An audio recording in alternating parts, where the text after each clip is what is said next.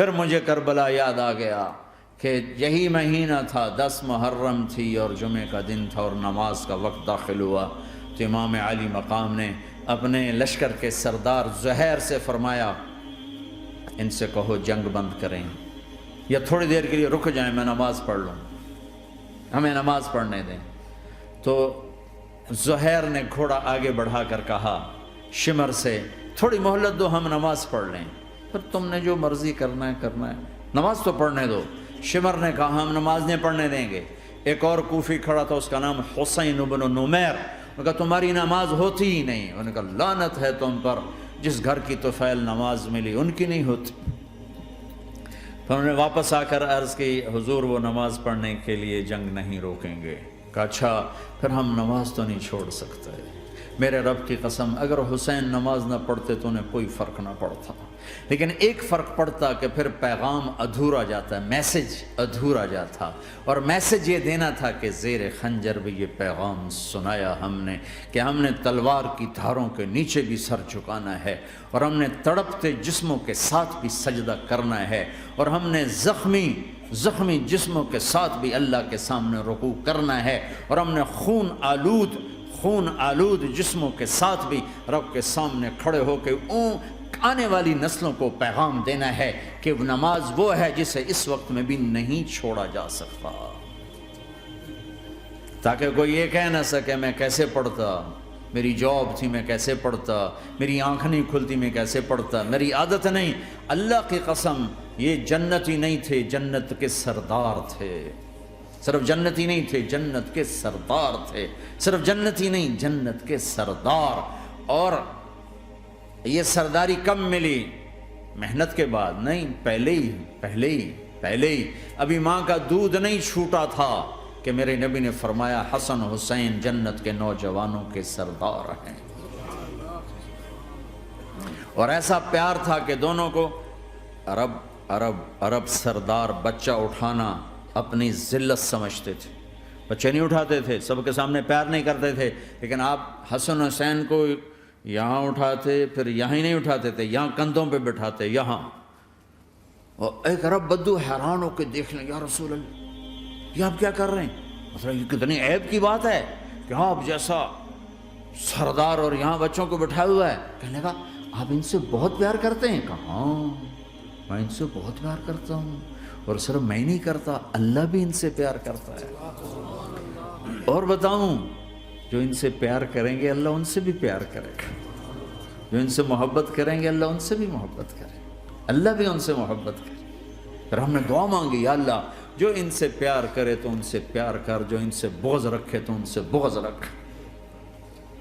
حضرت حسن سر سے لے کر کمر تک اللہ کے نبی کی 100% کاپی تھی، چہرہ یہ آدھا حصہ اوپر والا نبی کے مشابہ، یہاں سے نیچے پاؤں تک علی کے مشابہ، باپ کے مشابہ۔ حسین اس کا الٹ، سر سے لے کر کمر تک علی کے مشابہ، کمر سے لے کر پاؤں تک اللہ کے نبی کے مشابہ۔ اس مشابہت پر ہمارے نبی کہا کرتے تھے حسن میرا بیٹا ہے، حسین علی کا بیٹا ہے۔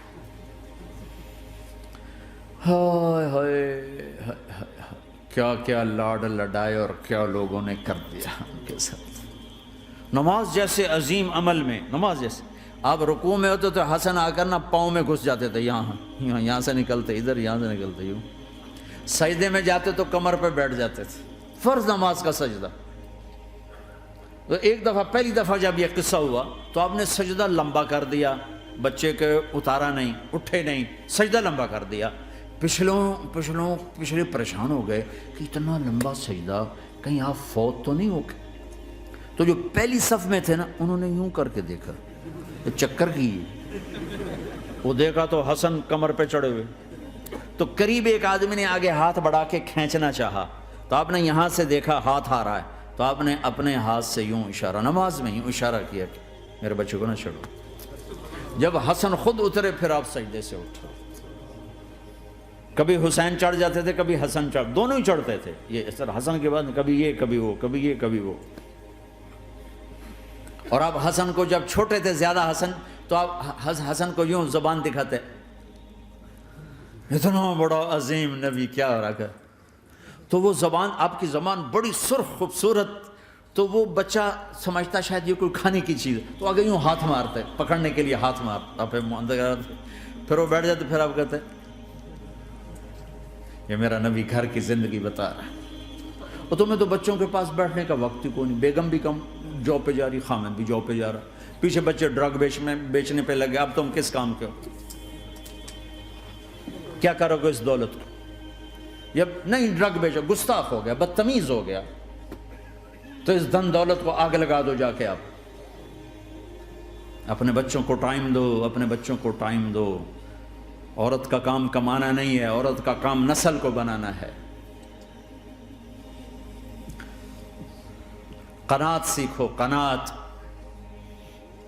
تو آسانی سے مینج ہو جائے گا، قناعت نہیں تو پھر تو دنیا کے بادشاہ کی بھی ہوس پوری نہیں ہو سکتی۔ کھیلتے تھے، حسن حسین کی کشتی کراتے تھے، دونوں بھائیوں کی کشتی کراتے۔ ایک دفعہ دونوں کی کشتی ہو رہی اور حسین ذرا کمزور پڑ رہے تھے، تو آپ اس کو شاباش دیتے، شاباش شاباش شاباش۔ تو حضرت فاطمہ کہنے لگی، ماں بھی بیٹھی تھی، کہنے لگی یا رسول اللہ آپ حسین کو شاباش دے رہے ہیں، حسن کو کیوں نہیں دے رہے؟ تو آپ نے کہا یہ جبریل میرے پاس کھڑا ہوا، یہ بھی حسین کو شاباش دے رہا ہے، تو میں بھی حسین کو شاباش دے رہا ہوں۔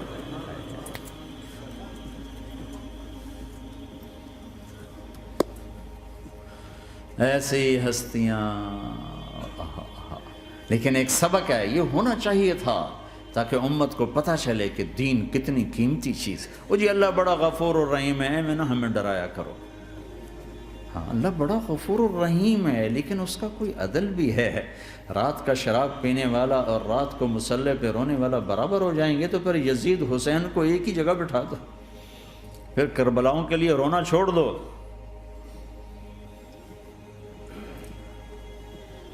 رات کو ناچنے والی، رات کو رونے والی برابر ہو جائیں گے، سود کھانے والا، حلال کھانے والا برابر ہو جائیں گے، شراب بیچنے والا اور مزدوری کرنے والا برابر ہو جائیں گے، جھوٹ بولنے والا، سچ بولنے والا برابر ہو جائیں گے۔ افنجعل المسلمین کالمجرمین ما لکم کیف تحکمون ام لکم کتاب فیہ تدرسون۔ اس سے زیادہ واضح کیا بتاؤں کہ میرا رب کہتا ہے کون سی کتاب میں لکھا ہوا ہے کہ ماننے والا نہ ماننے والا برابر کر دوں گا؟ کون سی کتاب میں؟ اللہ کو یہ کہنا پڑ رہا ہے ام لکم کتاب فیہ تدرسون، کس کتاب میں یہ لکھا ہوا ہے؟ ام نجعل المتقین کالفجار، کہ ایک بدماش اور ایک فرمانبردار کو برابر کر دوں؟ کہاں لکھا ہوا ہے؟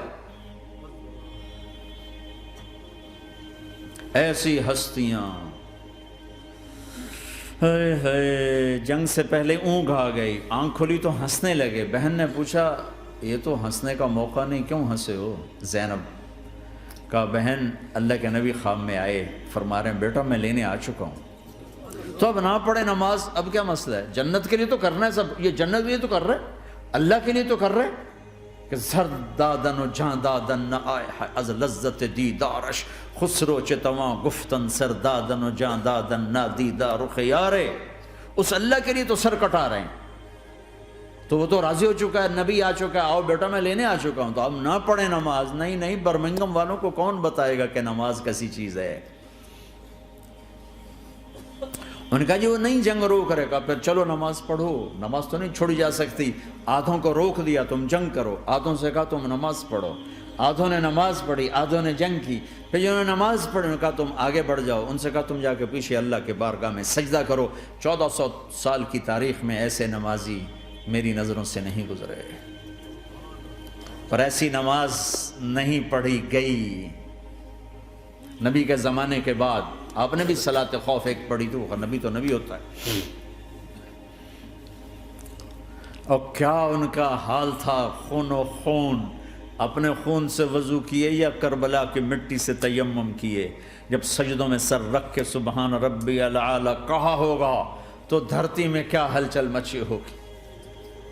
نماز نہ چھوڑا، نماز نہ چھوڑنا، کوئی عورت نہ کوئی مرد، نماز